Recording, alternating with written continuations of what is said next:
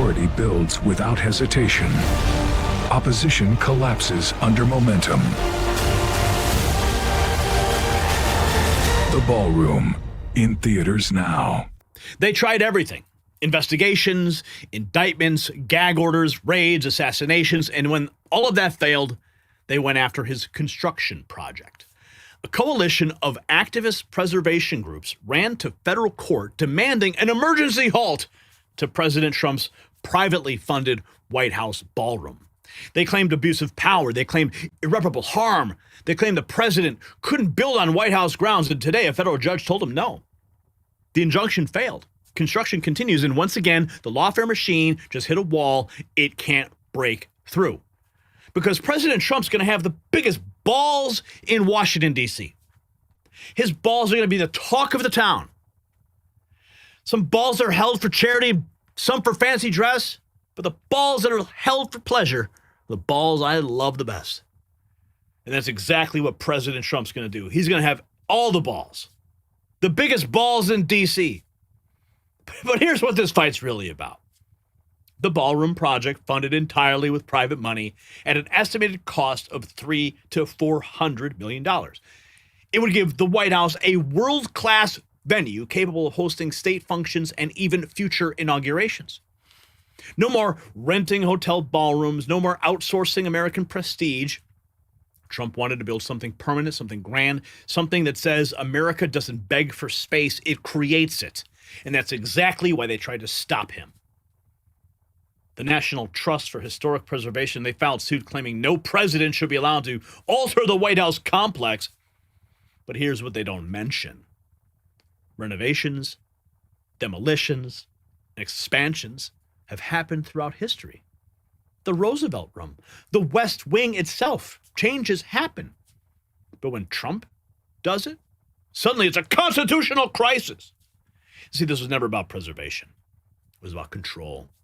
It was about using courts to veto presidential authority, and today, that strategy failed.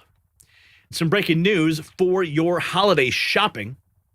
While the left tries to block Trump from building at the White House, I found something you can actually build your health and your gift list at the same time. The C60 Evo holiday gift sets, they're 40% off right now when you grab 6 bundles. Each bundle includes their advanced facial serum. Yes, this stuff is like youth in a bottle. I use it all the time. Plus a bottle of their breakthrough C60 Evo oil. All right. This is a bottle that I was sent, and I love this stuff. I drink it every morning. It's known for boosting energy, mental clarity, faster recovery, and fighting inflammation. You pair the serum with the oil, and you get inside and outside support you can feel and see. Keep a couple sets for yourself, gift the rest. Remember, this offer is not on their website. It's exclusively for our audience. It's just for you at c60evo.com/NNN. That's c60evo.com/NNN. You need to get them before they are gone, especially at this price. Keep them for yourself, maybe. I don't know. But hey, here's the part the media buried. The judge didn't just stop. The judge didn't just decline to stop the construction. He signaled he wasn't inclined to intervene at all. He gave Trump officials 2 weeks to submit additional plans, which is standard procedure. It's not a rebuke. The emergency halt failed completely, and within hours, President Trump announced victory. He confirmed construction continues, and the ballroom will have the capability to host future inaugurations. Think about that. While his enemies spent years trying to put him in prison, put him in the grave, Trump is building a venue where future presidents, including himself, can celebrate. And that's not just winning in a court case. That is rewriting the battlefield entirety. And President Trump has a model, Patriot Takes, not a fan of the president or anyone on the right for that matter. Technomancer writes, "What is this, a ballroom for ants?" Oh, goodness. Patriot Takes, this was 4 hours. A model on Trump's desk shows his ballroom will be bigger than the White House itself. Wow, that's pretty cool. Can you see that? Yeah. You know why? Because when you're the president of the free world, you need to have a big room to hold everybody. All right? President Trump, look at that. Fine. Good. It's going to be gorgeous. That thing is going to be so freaking cool. I can't wait to see it. I mean, look at the scale. It is bigger than the White House itself. I don't know if this is to scale, to be honest with you. I would assume that it is. But, people are triggered over it. Oh my goodness, it's so big. Dude, it's America, man. That's how we do it. Everything's big in America. Why are you hating? It's the White House. Guess what? When your liberal, person ever shows up in the White House, if they steal another election, maybe, but they'll get to use it too. All right, so just shut the f*** up. Oh, you know what? Beep that, Brian.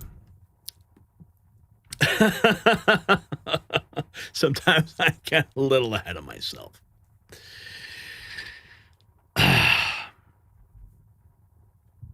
Yeah, the left is just so triggered. Patty Smith, Trump should be realistic and build the damned ballroom in Mar-a-Lardo using his own money. The American people want the White House East Wing restored at the expense of Donald J. Trump, who had it destroyed. Ron Filipkowski. Trump's ballroom went from $200 million to $250 million to $300 million to $350 million to $400 million. And he brings the receipts showing these tweets. We're proud to announce this is a tweet here from the White House. $200 million, $250, $300 to $400. So, what's funny? Maybe Ron, are you paying attention to the Federal Reserve renovation? The cost overruns there? Are you complaining about that? Those are the guys that print the freaking money. Talking, how much is it? Like $3 billion? Isn't that crazy? No one's complaining about that. That's all Federal Reserve money paying for that. This is a private ballroom, dude. And you're going to complain? Oh no, it went from 200 to 400,000, whatever. What do you care? It's privately funded. Go chase down the scumbags at the Federal Reserve. Let's see. Based on reports, people complain about the stuff in the White House. Based on reports, President Trump personally funded the gold accents added to the Oval Office in 2025 for broader White House projects like the new ballroom. Funding comes from private donors, including major companies. That's according to Grok. Here we go. Let's go to the president now. Trump just revealed he defeated the lawsuit that tried to block construction of his big, beautiful ballroom. And soon you'll have a ballroom that's so big I can handle. And we just won the case today. Did you know that, Mark? We just won the case. We got sued. We're donating a $400 million ballroom, and we got sued not to build it. For 150 years, they've wanted a ballroom, and we're giving them, myself and donors are giving them, free of charge, for nothing. We're donating a building that's approximately 400 million. I think I'll do it for less, but it's 400. I should do it for less. I will do it for less. But just in case I say 400, otherwise if I go $3 over, the press will say, it costs more. I build under budget and ahead of schedule, right, Jason? Always. I know how to build under budget. I build good, but we won the case. They asked for a restraining order to stop us from building a magnificent ballroom. I said, who would ask for a restraint? We're giving them, Sid, a $400 million. It'll be the most beautiful ballroom, and it'll handle inaugurations. It's got 5-inch thick glass windows. It's impenetrable by anything but a howitzer. It's impenetrable. Now, I will say, if I'm up making a speech someday, Mark, and I hear ding, ding, ding, I'm out of there. But soon you'll have a ballroom that's so big I can handle. I don't know how this guy can still joke about assassination attempts after what he's been through, but man, he's got the thickest skin. God bless him, dude. Federal judge in Washington said on Tuesday he was not inclined to order the Trump administration to immediately halt work on $300 million White House ballroom. on the site of the demolished East Wing, where while hearing a lawsuit alleging the project abuses presidential power. A federal judge, let's see, we have this from PBS News. White House ballroom. A federal judge in Washington says he's not inclined to stop construction of President Trump's $300 million White House ballroom. That comes in response to a lawsuit from the National Trust for Historic Preservation last week aimed at halting the project. The nonprofit group is calling for a thorough review process, saying the project needs congressional approval. The administration argued that the president has the authority to modify the White House and that construction must continue for national security reasons. But officials did not cite specific concerns.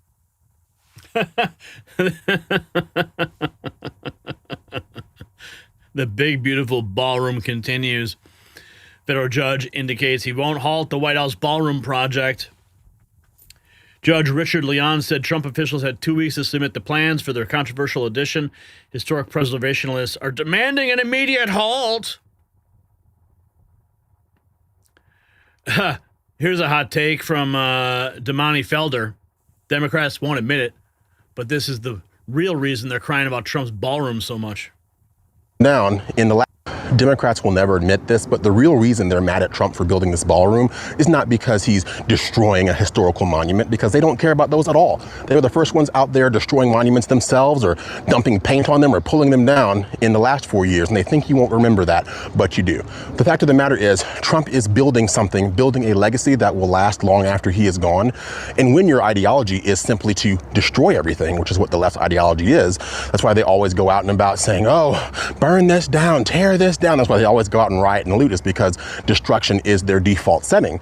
They cannot abide by the fact that someone is actually building something good that will last long into the future. And the fact of the matter is, Trump isn't even using a single dollar of their taxpayer funds to do it. He's even gotten many other companies to throw their hats in the ring for this effort as well. We're talking about big companies like Apple, like Amazon, like T-Mobile, like Meta. The list goes on and on. And you Now, I'm going to pause this for a second because, and you remember Pocahontas? She actually had the balls to put a bill forward to try to stop it as well, claiming that all those companies he just mentioned have business before the government, so therefore they're going to get preferential treatment. This must be investigated. Yeah. Good luck with that, Pocahontas. Let's go back to Damani Felder. think, would these companies be afraid of a potential liberal boycott? No. Why would they? The average leftist boycott lasts for about 5 seconds before they get distracted by the next big thing and move on to the next topic. These companies want to be a part of something transformative, something that is inherently good for America. That's why they don't fear a leftist boycott anymore. Many companies don't fear the left anymore, and they feel their stranglehold on these companies slipping away, which is why they're dialing up their intensity of these attacks. So they will act this way today for the White House ballroom. They'll act like this in a few years when Trump does his presidential museum. But all they know how to do is destroy. And the fact that Trump's legacy is going to last long after he is gone is the real reason why they are upset. Those are my thoughts. Hopefully you agree. Nah, dude, that guy's on point. He is on point. President Trump, man. You got this, dude. Now step back and just look at the pattern. They raided his home. They tried to kill him. He's still standing. They indicted him 4 times. He won the election. They tried to gag him. He spoke louder. They tried to bankrupt him. He raised more money. He dodged a bullet. And now they tried to stop him from building at the White House, and a federal judge just shut him down. The lawfare machine is out of ammunition, and every weapon they had has failed because no weapon formed against him shall prosper. And Donald Trump is still building. So the story matters because it's the final proof that the lawfare strategy is dead. For years, Trump's enemies believed they could destroy him through courts and prosecutors, activist judges, even assassins. They threw everything they had. And today, a federal judge refused to halt construction at the White House. The emergency injunction failed. The ballroom goes up. So the message is clear. You can't litigate your way to victory against a president that the American people elected. Trump just didn't win a legal skirmish. He exposed the entire strategy as bankrupt. The preservation groups, the activist lawyers, the media cheerleaders, They all bet on lawfare and they lost again. Now Trump is building a ballroom at the White House that could host his own parties, state visits, while his opponents scramble for their next move. So here's my question. Is the era of lawfare against Trump officially over? Or will it just never end? Let's have a conversation about it in the comments. And don't miss the next News Merch Shop. It is linked in the description.